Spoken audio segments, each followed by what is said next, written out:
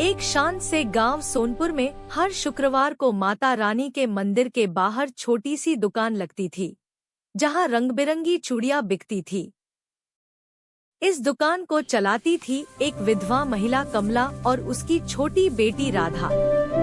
कमला की दुनिया उसकी बेटी और माता रानी की भक्ति तक ही सीमित थी। राधा रोज स्कूल जाने से पहले मंदिर जाती और माता रानी के चरणों में 2 चूड़ियां चढ़ाती। वह मासूमियत से कहती, माता, जैसे ये चूड़ियां हमेशा जोड़ी में रहती हैं, वैसे ही मेरी माँ की मुस्कान भी कभी अकेली न हो।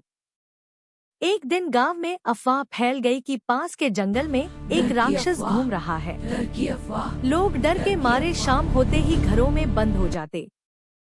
दुकानें सूनी पड़ गईं और कमला की आमदनी रुक गई।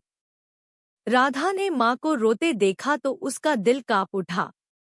उस रात राधा ने माता रानी से प्रार्थना की, माता, अगर मैं कुछ नहीं कर सकती तो मेरी चूड़ियां ही हमारी रक्षा कर लें। अगली सुबह मंदिर के बाहर एक अजीब सी चमक दिखी।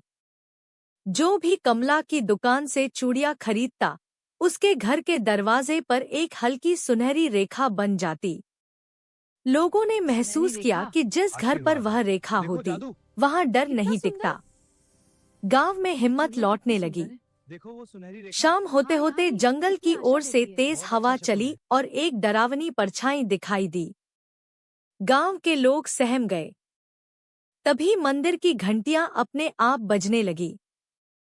आसमान में बादल छंटे और माता रानी की एक उजली छाया दिखाई दी। राधा की चूड़ियां हवा में उठकर एक सुनहरा घेरा बनाने लगी, जिसने पूरे गांव को ढक लिया। परछाई मिट गई, हवा शांत हो गई और गांव फिर से रोशनी से भर गया। कमला और राधा माता के चरणों में झुक गईं। गांव वालों ने समझ लिया कि यह चूड़ियां नहीं थी, बल्कि सच्ची भक्ति की ढाल थी। उस दिन से सोनपुर में हर नवरात्रि पर लोग चूड़ियां पहनकर माता रानी के दर्शन करने जाते हैं।